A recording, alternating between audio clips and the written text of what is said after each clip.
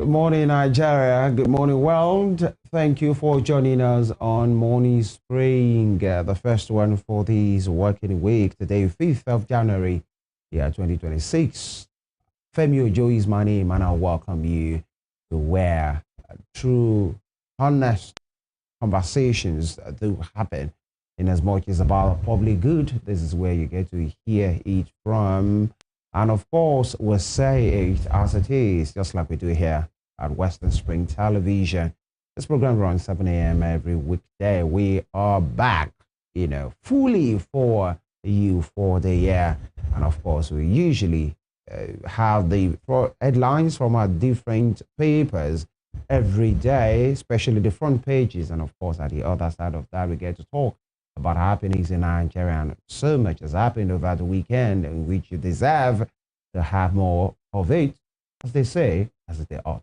But then, another hot buddy is here. Good morning. Good morning, Femi. It's good to see you. Yeah, it's good to see you. Well, good morning, dear viewer. Thank you for joining us this week. And yes, it is the first Monday in the year, like the director was just saying. All right, it's a beautiful new week. It's a beautiful new day. Today, this week, you get reward for labor. This is a week where we are all prosperous in all our dealings. My name is Timitape Ajijolanuola. Welcome you to Morning Spring, where we discuss topical issues, conversational issues, what discussing on Morning Spring and Western Spring Television. Welcome on board for the week. Very well, and of course, so much to talk about. She State, as they say, charity, begins at home. Today is the resumption date for local government staffers. She State. You remember, since February, they have been at home close to 11 months. Or sit at home by them, because of the association, Nigeria Union of Local Government Employees, Osun State chapter, then told its members, because of their safety, they should stay at home. And many persons start 1 week, okay, they're going to resume the other week, and the other week, and the other week. And of course, a month, 2, 3, 4, 5, 6, 7, 8, 9, 10, 11. And I'm just running numbers. They were actually at home for between 10 and 11 months because aftermath of that Akure High Court, ruling that talked about the mandate, in which has become the problem now, in which the APC or Osun are saying they have their mandate back to continue as the duly elected local government officials. And of course, the Osun PDP said, and the state government has said, your position has been vacant. So an election was conducted in local government positions, and all of them that were returned in that February 25th or 27th election happened in February, right? So all of them were of the PDP, and of course they were sworn in the following day. Osun State was a Sunday then, but the governor of the state told them, please don't go to the council to foster what happened.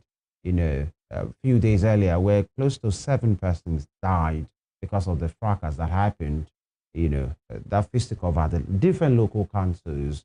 And since then, the local government staffers have been at home. Of course, many court cases have been heard, pronouncement has been given, positions have been taken by the Norgate themselves. But last week, they said they were going to resume 5th of January. And they called on the police, everybody, to assure their safety. It's like the police are in on this matter, and they are saying, we are ready, that's Norgate, to go back to the councils. Now, the issue is who occupies the council in official leadership role. That's one. Number two, the police have given their word to say their lives and security, is prioritized by them, and of course, they will ensure their safety, but we'll wait to see. But then, for many of them, it's more like, thank God we are going back to work. For many of them, they are still kind of apprehensive because of what might happen, because there are, especially over the weekend, in some quarters, it has been that this resumption, which has been called for by many persons, because the local government is the closest to the people, the administration, and there is a reason why the proponents of the Nigerian Constitution mapped out the federal, the state, and the local government being the grassroots level. And that has been missing for close to a year now. But some are saying, whatever goes on today, the police and the state government should be held responsible, and you are still having that tone of people still being given to violent, disposition to things. And I'm not sure that is what we should start the new year with. Yeah. All right. So as much as many people would say that at the time, that seemed to have been the best option to have, vacated the place and all of that. Many other people from different quarters still feel that paralyzing an arm of government for 11 months or almost 11 months was a terrible thing to have done. Right. I mean, almost a year, nothing tangible seemed to have happened there and all of that. That's still going to be a lot of taxpayers' money, to renovate, to clean up, to, get things back in order. Don't forget, they were still drawing salaries while at home. The Osun State government was paying. Exactly. So a lot of, inactivity, and that the government is funding. So it's just a lot that we'll be talking about. I mean, when we have analysts, to really, really talk about different ways where we could be handling situations like this. I mean, it's just similar to the reverse thing and all of that, although that had an administration. But this, nothing seems to be done. And it's a lot of issue where we've been talking about how our marriage is conducted. Although they said marriages have been conducted, so you have to go to the secretariat and all of those. But it's just a lot of inconvenience on the part of taxpayers whose monies are still being, drawn in all of this. All right, time flies on this program so much. Before we hit the brakes, it's a global dimension. Of course, this has taken with the invasion of Venezuela by the U.S. government, Donald Trump and his soldiers. There's been this back and forth between him and Nicolas Maduro for some time, in which U.S. President Donald Trump said the man, Nicolas Maduro, is just camouflaging as a president. He's the head of the cartel, especially in Latin America, talking about drugs. And so he wasn't fit, and, many warnings from him, whatever his time to warnings. But then, just a few days ago at the weekend, Venezuela was invaded. That was an invasion, actually, in every sense of it.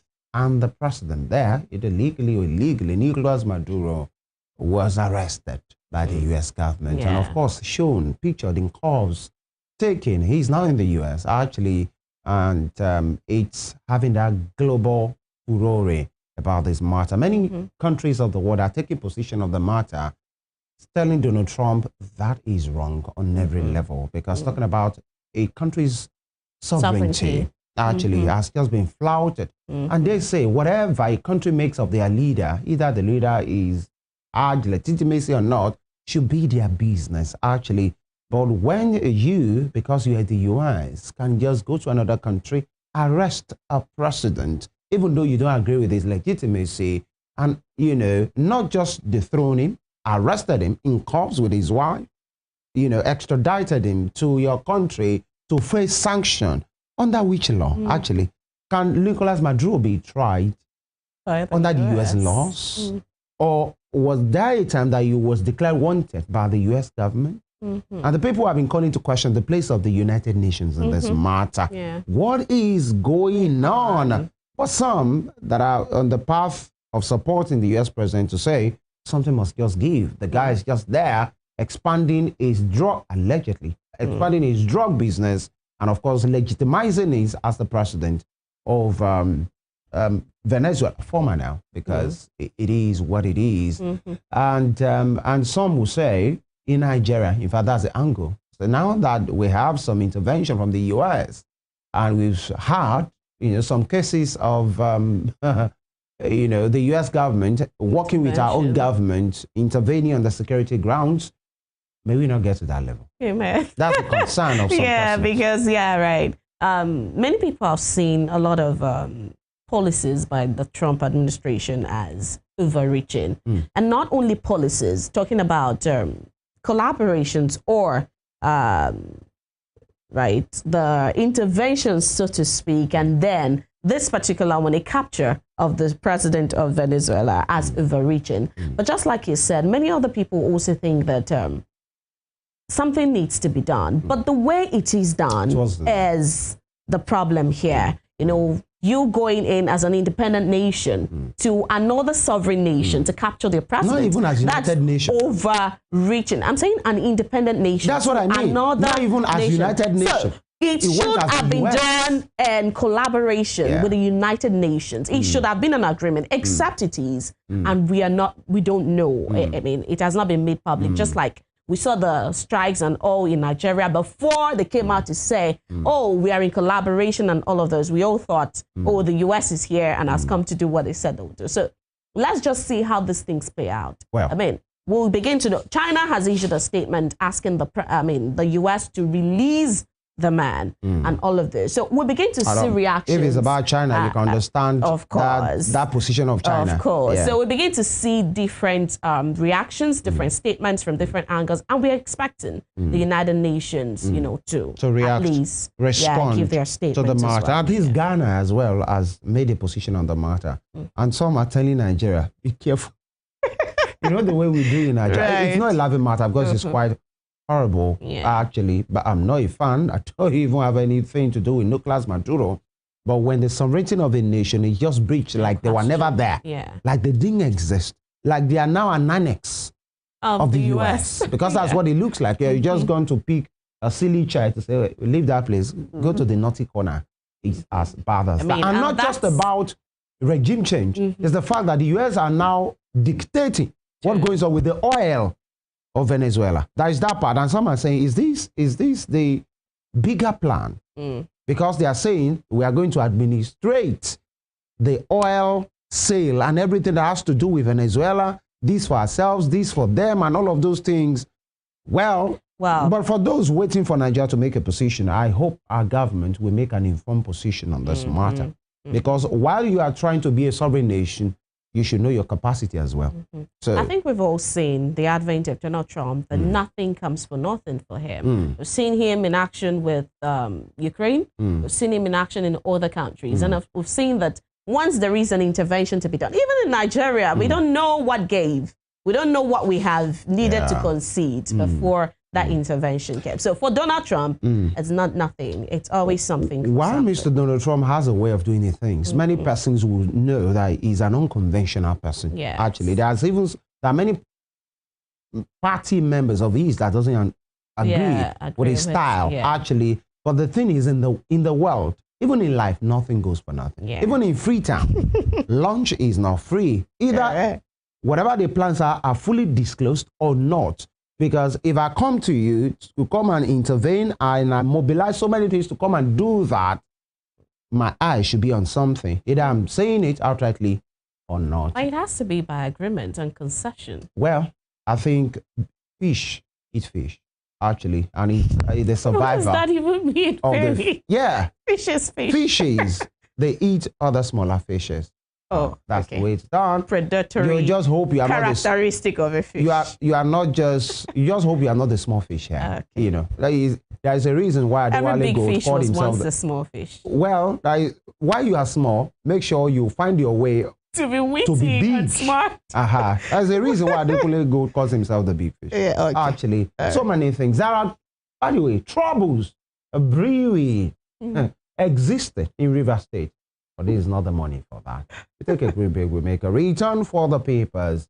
You will like it. Stay with us.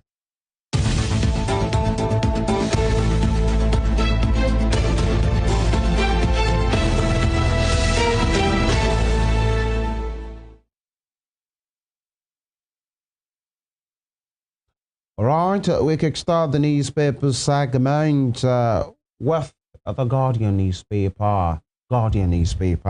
And interestingly, it has something on Venezuela as well. Venezuela crisis may create $10 billion hole in federal government's 58 trillion spending plan. Venezuela crisis may create $10 billion hole in federal government's 58 trillion spending plan. Are we talking about our federal government here? Well, yeah. We have ties to Venezuela. Okay, so that statement is going to come.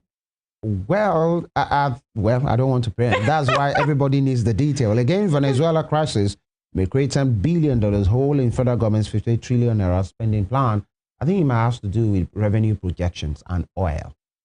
actually. If you have an eye on something or an investment in something, Femi, you will give a statement. But well, that is why this is an headline. Everybody, if you need the details, go see it. Check it out. All right, and just above that, tax law controversy deepens as National Assembly releases CTCs. Tax law controversy deepens as National Assembly releases the CTC, certified to copy of these tax laws. All right, and everybody should make their own, findings and research into what is going on. And Tinubu unleashes security as terrorists kill 30, abduct many in Niger. Tinubu unleashes security as terrorists kill 30, abduct many in Niger. These are not the news that we will hope for in the new year. Unfortunately, this is happening. We hope we'll one day have better news to tell. Stories. U.S. action against Venezuela undemocratic, against international laws. U.S. action against Venezuela undemocratic and against international laws. You can see the picture of Donald J. Trump there, the 45th and the 47th president of the United States of America. Just below that, additional outlines past sector outlook, support for reforms. Additional outlines past sector outlook, support for reforms. That will be all from the front page of The Guardian for today.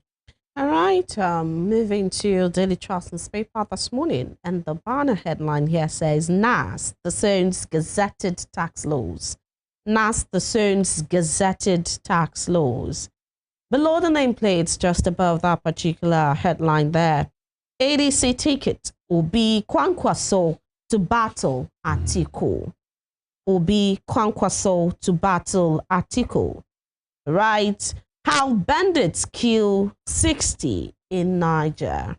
And right here, 27 die, 13 missing in Yobe boat mishap. 27 die, 13 missing Yobe boat mishap. Well, those are the headlines right there on Daily Trust newspaper this morning. All right, from the Daily Trust newspaper, let's see the Vanguard for today. The Vanguard newspaper, horrible news. New Year bloodshed in Niger State. New Year bloodshed in Niger State. 42 killed in deadly terror attacks. 42 killed in deadly terror attacks. Sad. New Year bloodshed in Niger State. And Maduro faces arraignment as global outrage grows. Trump stokes confusion in Venezuela. Trump stokes confusion in Venezuela. And Maduro faces arraignment as global outrage grows. You can find that still on the front page, top right corner of the Vanguard newspaper for today.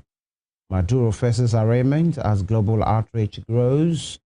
And just above that, industry chiefs, economists won major test for economy in 2026, major test for economy in 2026. All right, and of course, the issue with Nicolas Maduro, definitely that, it's just so confusing right now. And of course, you can imagine the big guys are already talking about China. Of course, you can understand China's position. I'm not sure there is anything that the US would do that would be ever right in the sight of China. And I'm not sure there is any step that China will take that the US will endorse, actually, because of the global rivalry. These are the, the first two nations of the world talking about economy. And even we want to talk about, defense and, military superpowers, actually, they are. But then, I talked about that national Nigerian angle to that, because it's like the US have a foot here right now. Of course, they talked about intervention, maybe, well, we never tell. They talked about coming here, gonna blazing before, to take out the Islamic jihadists, but then the federal government all of a sudden woke up from his slumber. Everybody was running, as they say on social media, kitty, kata, kata. And of course, there was an agreement. There seems to be an agreement, a working group put together on both ends. Nuhu Ribadu leading the Nigerian part. I think Marco Rubio so leading the other part. I'm not too sure now. But then we've seen a pocket of intervention here. But Nigerians are wary to say, if you talk about U.S. intervention, is this what it looks like? Because you want to remember what happened in Baghdad, in Iraq, what happened with, I think, Afghanistan, where, although different contexts, by the way, they were in Afghanistan for some time, and by the time they left, you know, they left that place in ruins, actually, and the Taliban finally took over. And I remember one thing that happened at that time was most of the weapons the U.S. brought to Afghanistan, they didn't live with it. And so, and they said, maybe it's policy. You don't take some of those things back. And the Taliban had their hands on it.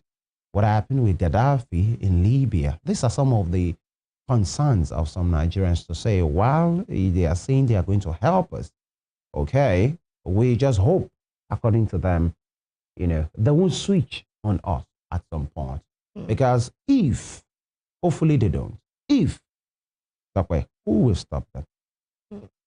Well, we hope for Venezuelans. Can the military in Venezuela take on? What did you say? Well, I'm just saying, because the woman in charge right now, because there is another person, I think the deputy or the vice to Maduro, the woman is more like a stooge right now.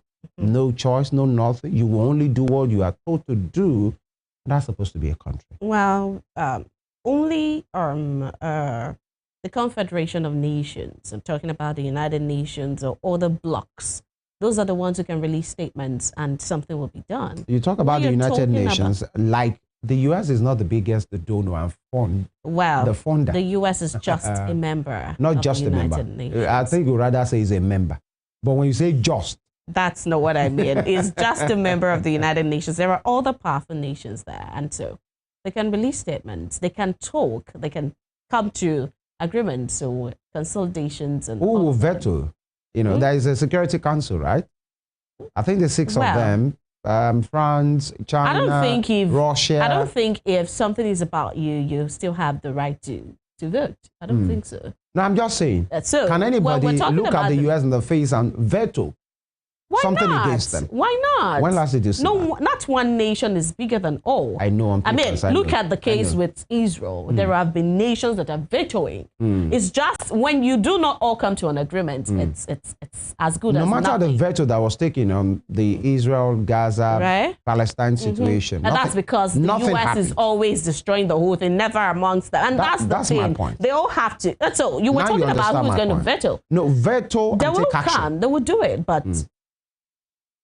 So this is going to be a different case. Back to 0 point. No, that's this exactly is not the Israel case. Well, and so we are hoping that they will all veto, and then the US veto will and say what exactly? But he should return the president, of course, release him. So it's a sovereign. So if it doesn't, it's a sovereign nation. Hold on, madam.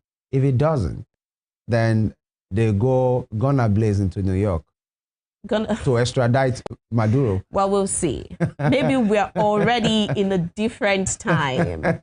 Whatever it is, we just hope that the people of Venezuela will get, a good leadership and that they're going to come to a time where they have peace in the country. I think that's what matters the most. And be in charge of their own country. Exactly. I think that's the biggest point. To be, not just to have peace alone, which is okay, but to be in charge. That feeling of, it's one of us. They should have peace first before looking for being in charge. Well, all right, so it is what it is. Okay, so let's move now to the Punch newspaper. It says here, brace for anti-tax unrest. NRS tells security agencies. Brace for anti-tax unrest. NRS tells security agencies. Well, that could be the national referral system right there. All right, besides the nameplate, Tinubu orders manhunt as terrorists kill over 40 in Niger. That's on page 6. New tax regime, what's true, what's not? Well, if you've been trying to get an explainer on what the tax is, that's if you've missed so many of our shows. Well, you can check on our YouTube channel, and you can also check exactly the point I was just going to make. especially something close to that headline. What to know, what to do. Exactly. Yeah. And so Western you can Screen check Television, NJ on YouTube as the answer for that. Yeah.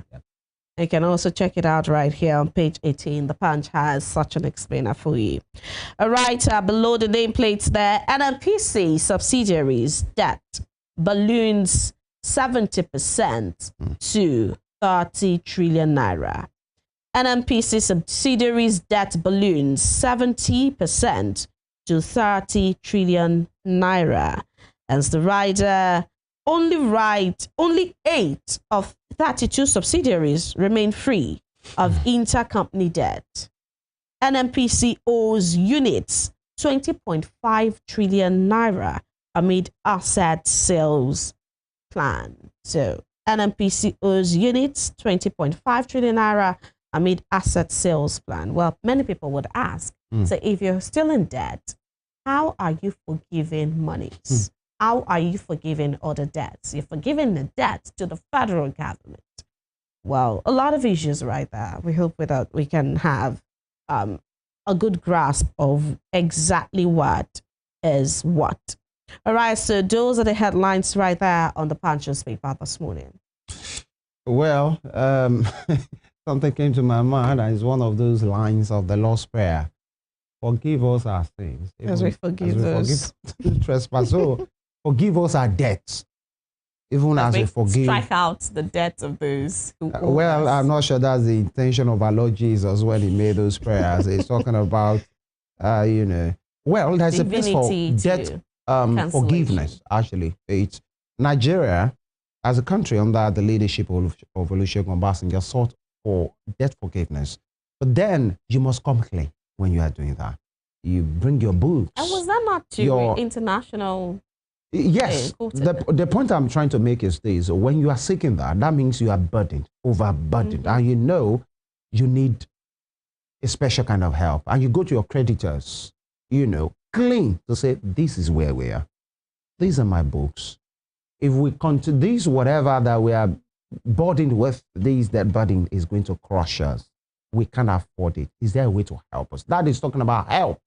And of course, it was a public thing. Everybody was aware. And that was a relief to taxpayers, not to spend their monies and ask and just erase what was spent of their money. I don't know if you understand. I understand. These people have invested in this, and you're saying that, we forgive you. You can. So next time you tell other institutions, you tell other ministries, you tell them, once you spend this money, well, it can get to a point where it's so accumulated, we just forgive you. And that means whatever you are owing them as well, they too should forgive it. That's if, there are counter. That's why to brother Obasanjo's part, it was everybody. In fact, the Nigerians were fully in support to say, our creditors, Paris, Club, all of those persons, this is our true position. And they gave their condition as well, because there was a part of those funds that was paid back. They are saying this and this, offset it. These we will forgive you. These are books. And of course, there are so many things that were done. But these now, it's more like it has been done before Nigerians even get to know. Yeah. And of course, they only informed us. We're only hearing the figures. Who audited it? Actually, who said this is the true position? This is how much is being held. How do we owe to that level? Who are the, the people that collected this money? Who spent it? On what? I hope some of those money, they won't say they spent it on the refinery that has been producing zero in the last years. Of course, because when you do this way, and all you have to do, or the country gets to know, is the fact that there are some monies on this side, on both sides. We are forgiving them. They are forgiving us. Everybody go ahead.